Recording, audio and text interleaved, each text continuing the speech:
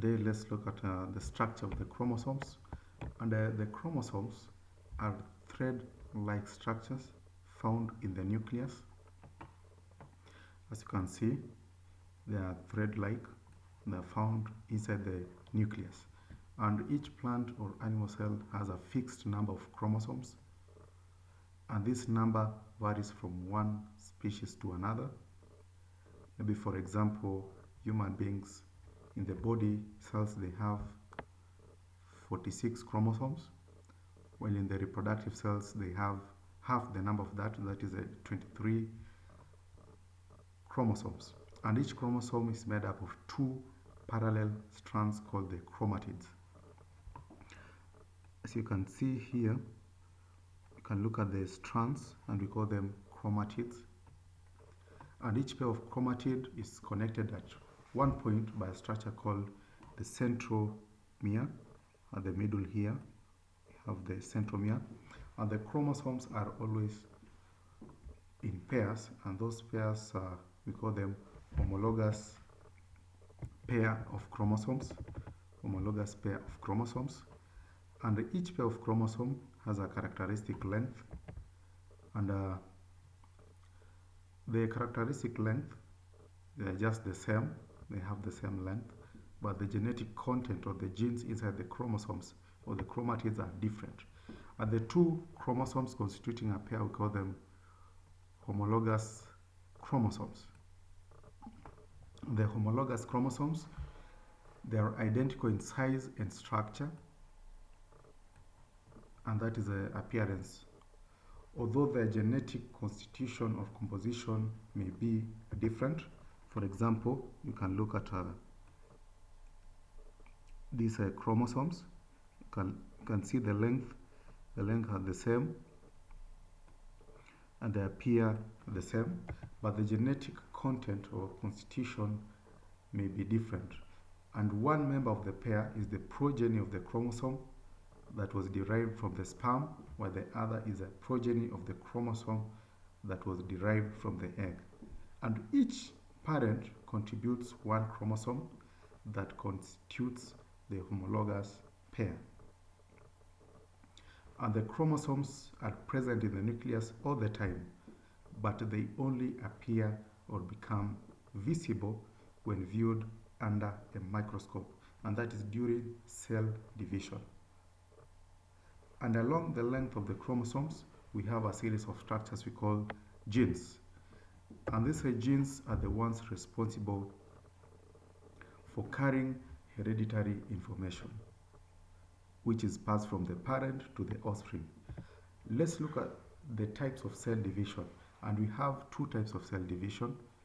Basically, we have two. And the first one, we have mitosis. The second one, we have meiosis. Let's look at mitosis. And mitosis is a type of cell division in which the daughter cell has the same chromosomal constitution as the mother or the parental nucleus of the cell. And it takes place in all the body cells. And the body cells, sometimes we call it the somatic cells. And this brings about increase in number of cells, resulting in growth. And it also occurs in asexual reproduction. Let's look at the process of mitosis. And the process of mitosis, it is under four major stages, and that is prophase, metaphase, anaphase, telophase. Initially, before prophase, we have a resting phase, which we call interphase, which we'll talk about it later on. Maybe the mnemonic we can use is IPMAT. IPMAT. I for interphase, P for prophase, M for metaphase, A for anaphase, T for telophase. And B, mitosis is a continuous process without any breaks between one stage and the next. And once the cell division is over, the cell enters into a resting phase called interphase in preparation for the next cell division. Let's look at interphase. And interphase, as we've said, it is a resting phase, and the cell undergoes internal reorganization. And this is in preparation for cell division. And this includes chromosomal replication. And the replication, each chromosome produces an exact copy or replica of itself. And at this point, these chromosomes are not visible as a discrete structures, and they appear as threads known as chromatin. They appear as threads known as chromatin. You can look at our structure here of the chromatids or the chromosomes, which appear as thread-like structures, and we refer to them as chromatins. And apart from replication of chromosomes, we have formation of new cell organelles. For example, the mitochondria. We have the centrioles, ribosomes, Golgi apparatus.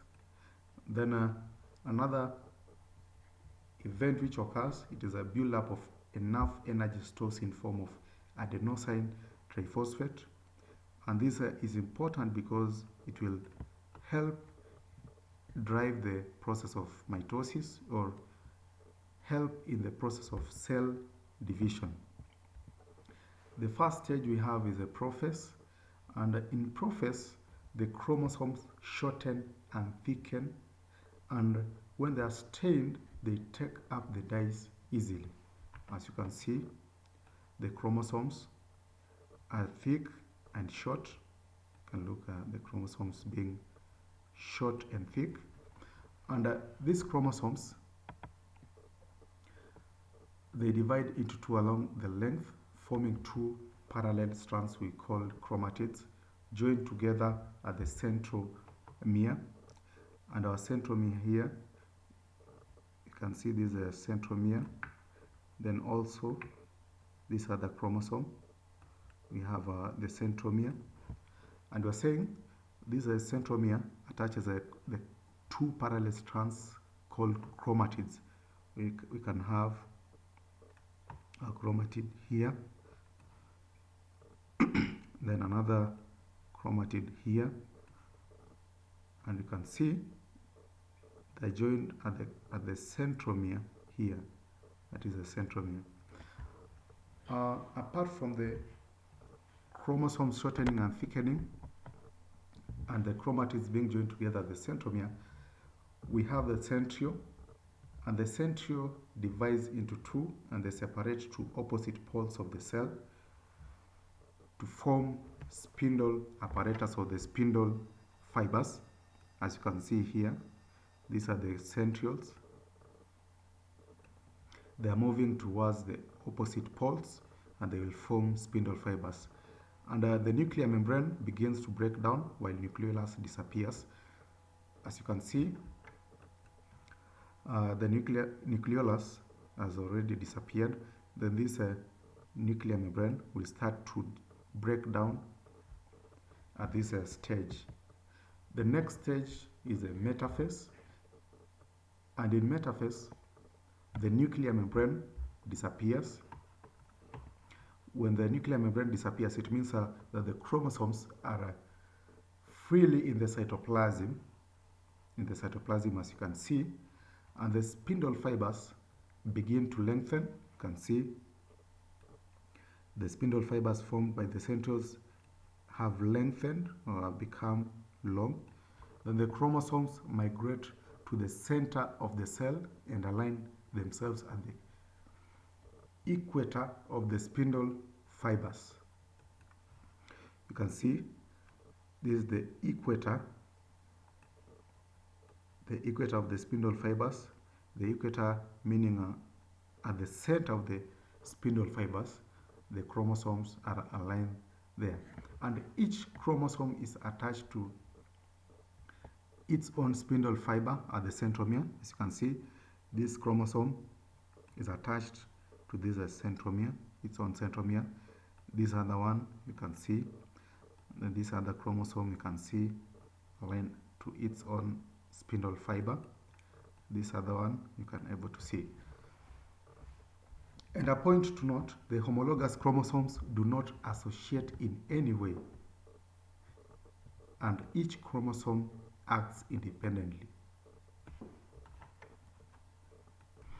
And this point is important because it will help you to identify or to differentiate between metaphase 1 in meiosis and this is a metaphase of mitosis. Then the next stage, that is anaphase, and in the anaphase the sister chromatids separate at the centromere and migrate towards the opposite poles.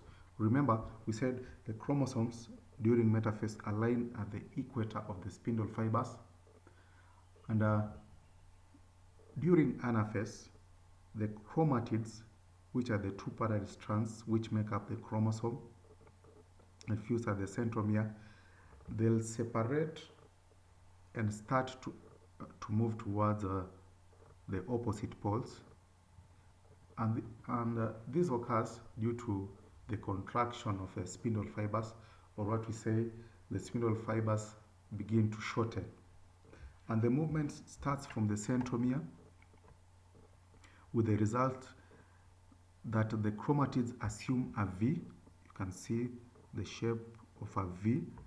They have separated from each other.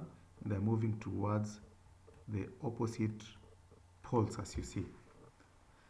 And the spindle apparatus begin to disappear, or they begin to shorten. As you can see, the spindle fibers here began to disappear. That is a anaphase. Then the next phase we have telophase, and the telophase, the chromosomes reach opposite poles and the spindle fiber disappear completely. Then also what happens, the nuclear membrane, which had disappeared during metaphase, forms around each set of chromatids and are now destined to become the chromosomes of the new daughter cells. Then the chromosomes become less distinct. As you said, they look like thread-like structures. We call them chromatin. And the cytoplasm divides into two, leading to formation of two daughter cells. And the cell membrane divides to envelope the two cells formed. As you can see, the cell membrane constricting to form two cells. And one thing you need to know about telophase in plants, the plants, there is formation of a cell plate which will lead to separation of the two cells here. Then in animal cell, the cell membrane will constrict, as in this case, to enable formation of two cells. Let's look at the significance of mitosis in living organisms. Number one, it helps in the conservation of the parental number of chromosomes, and this ensures that all descendants of a single cell have the same genetic potential as the parent cell. Then it also enables multiplication of unicellular organisms like bacteria and amoeba. In other words, we say it forms a basis of asexual reproduction. For example, binary fission in amoeba. We can also have multiple fission, the same in amoeba. Budding in yeast, sporulation in bread mold, that is a Rhizopus stolonifer. Then the mitosis gives rise to new cells involved in the growth of a zygote or a vegetative part to adult organism and repair of worn out tissues. That is mitosis and the significance of mitosis. I hope you've learned about mitosis and able to understand more. Thank you, and subscribe to the channel and like and ask questions in the comment section.